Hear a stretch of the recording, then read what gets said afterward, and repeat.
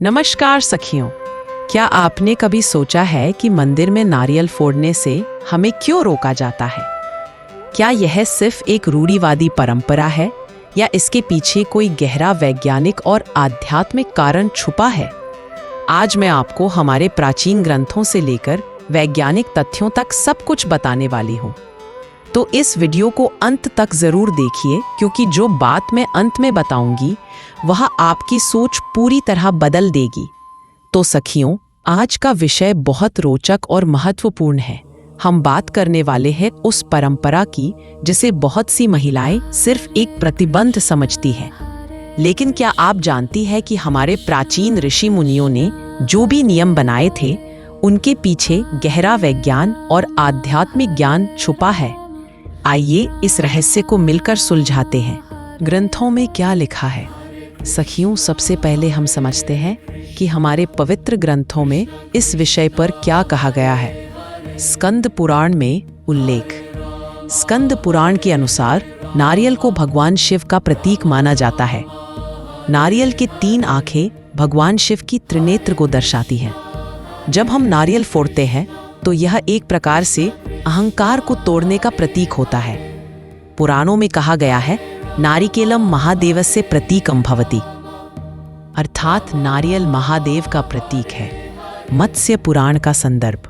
मत्स्य पुराण में बताया गया है कि नारियल फोड़ना एक प्रकार की बलि का विकल्प है।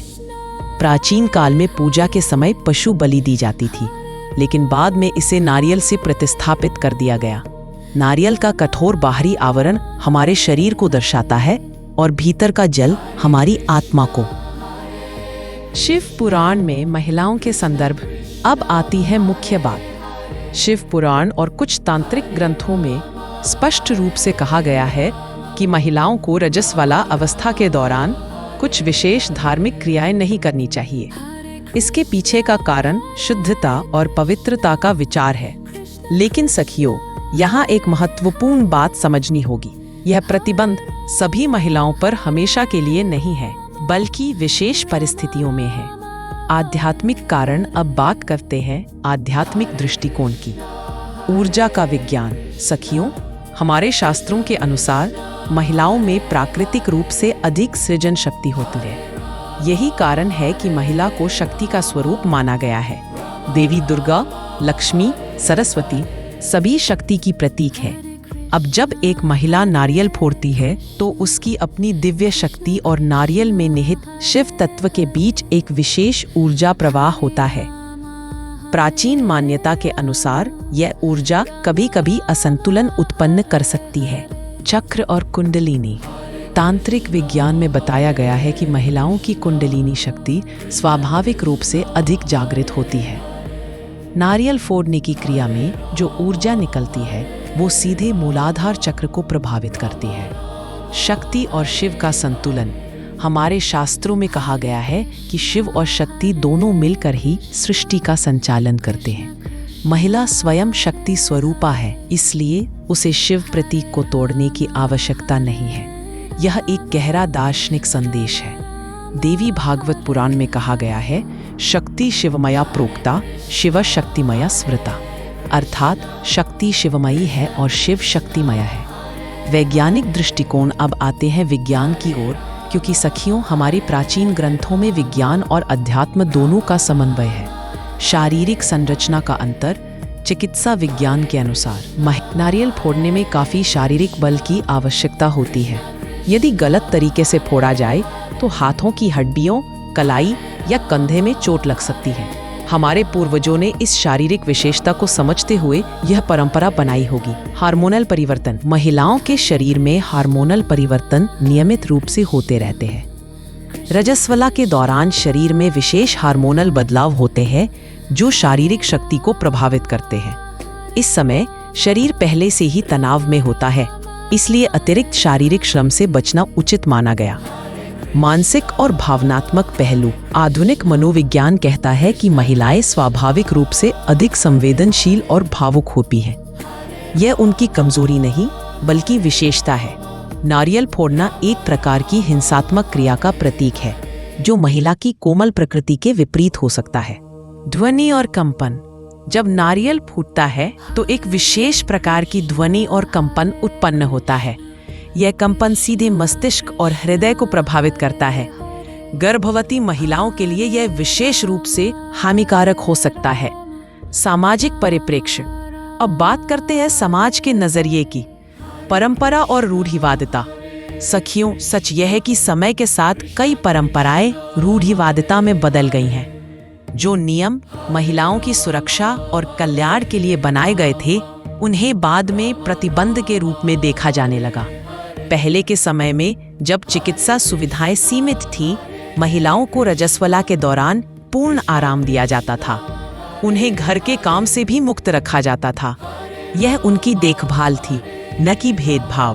क्षेत्रीय विविधता। दिलचस्प बात यह है कि भारत के विभिन्न क्षेत्रों में इस परंपरा को अलग अलग तरीके से देखा जाता है। दक्षिण भारत में यह अधिक कठोरता से पालन किया जाता है, जबकि उत्तर भारत के कुछ क्षेत्रों में यह उतना सख्त नहीं है। केरल की कुछ देवियों के मंदिरों में महिलाएं खुद नारियल फोड़ती हैं। यह दर्शाता है कि नियम सार्वभौमिक नहीं है। आधुनिक युग में बदलाव। आज की महिलाएं शिक्षित और जागरूक हैं। वे अंधविश्वास और वैज्ञानिक तथ्यों में अंतर समझती हैं। कई महिलाएं अब इन परंपराओं को चुनौती दे रही हैं, और यह सही भी है। धर्म का उद्देश्य बंधन नहीं, मुक्ति है। व्यावहारिक सुझाव। अब मैं आपको कुछ व्यावहारिक सुझाव देना चाहूंगी। यदि आप नारियल चढ़ाना चाहती हैं, 1. आप पूरा नारियल बिना फोड़े चढ़ा सकती हैं। पुजारी या परिवार का कोई पुरुष सदस्य बाद में उसे फोड़ सकता है। 2. आप नारियल को किसी को देकर अपनी ओर से फुड़वा सकती हैं। भक्ति भाव सबसे महत्वपूर्ण है, क्रिया नहीं। 3. यदि आप स्वयं फोड़ना चाहती हैं तो मंदिर के बाहर या घर पर पूजा के बाद फोड़ सकती हैं। 4. गर्भावस्था के दौरान या रजस्वला में किसी भी प्रकार का भारी कार्य करने से बचें। आत्मविश्वास और श्रद्धा।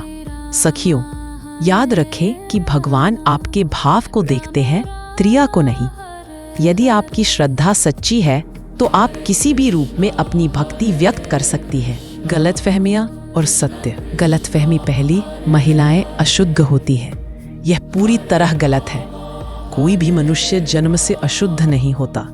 रजस्वला एक प्राकृतिक प्रक्रिया है जो सृष्टि के लिए आवश्यक है। सत्य। शास्त्रों में शुद्धता का अर्थ मानसिक और आध्यात्मिक शुद्धता से है, न कि शारीरिक। गलतफहमी दूसरी, महिलाओं को मंदिर नहीं जाना चाहिए। यह भी गलत है। अधिकांश मंदिरों में महिलाओं का स्वागत है, केवल विशेष परिस्थितियों में अस्थायी प्रतिबंध है। सत्य। महिलाएं देवी स्वरूप है और उनका मंदिरों में जाना पूर्णतः उचित है। गलतफहमी तीसरी, यह परंपरा महिलाओं को नीचा दिखाने के लिए है। नहीं, यह परंपरा महिलाओं की शारीरिक और मानसिक सुरक्षा को ध्यान में रखकर बनाई गई थी। सत्य। समय के साथ इसका अर्थ बदल गया, लेकिन मूल उद्देश्य सुरक्षा और सम्मान था। महिला सशक्तिकरण और धर्म। सखियों, आज का युग महिला सशक्तिकरण का युग है। हमें यह समझना होगा कि धर्म और परंपराएं हमारे विकास में बाधा नहीं, बल्कि सहायक होनी चाहिए। देवी उपासना। हिंदू धर्म में महिलाओं को देवी का दर्जा दिया गया है। नवरात्रि में हम कन्याओं की पूजा करते हैं। यह दर्शाता है कि हमारे धर्म में महिलाओं का कितना सम्मान है। आधुनिक व्याख्या। आज हमें परंपराओं की आधुनिक और तार्किक व्याख्या की आवश्यकता है। जो परंपराएं हमारे विकास में बाधक है, उन्हें छोड़ना चाहिए, लेकिन जो हमारे कल्याण के लिए है, उन्हें समझकर अपनाना चाहिए। संतुलित दृष्टिकोण। हमें न तो अंधभक्त बनना है और न ही परंपराओं को पूरी तरह नकारना है। एक संतुलित और विवेकपूर्ण दृष्टिकोण अपनाना चाहिए। तो सखियों, हमने आज विस्तार से समझा कि महिलाओं को नारियल न फोड़ने की परंपरा के पीछे क्या कारण है। ये ग्रंथों में वर्णित है, आध्यात्मिक कारण है, वैज्ञानिक आधार है और सामाजिक संदर्भ भी है। लेकिन सबसे महत्वपूर्ण बात यह है कि आपकी श्रद्धा और भक्ति सबसे ऊपर है। परंपराओं का पालन करें, लेकिन अंधविश्वास से बचें। अपने स्वास्थ्य और सुरक्षा को प्राथमिकता दें। याद रखें, आप शक्ति स्वरूपा हैं। आपको किसी को कुछ साबित करने की आवश्यकता नहीं है। अपनी आस्था पर भरोसा रखें और सही मार्ग पर चलें। तो सखियों, ये था आज का विषय। मुझे आशा है कि ये जानकारी आपके लिए उपयोगी रही होगी। अगर आपको ये वीडियो पसंद आया हो तो कृपया लाइक करें, शेयर करें और चैनल को सब्सक्राइब करना ना भूलें। कमेंट में बताएं कि आप इस विषय पर क्या सोचती हैं। क्या आप इस परंपरा का पालन करती है? आपका अनुभव क्या है? अगले वीडियो में मैं एक और रोचक विषय लेकर आऊंगी। तब तक के लिए स्वस्थ रहें, खुश रहें और भगवान का नाम लेती रहें। जय माता दी। धन्यवाद।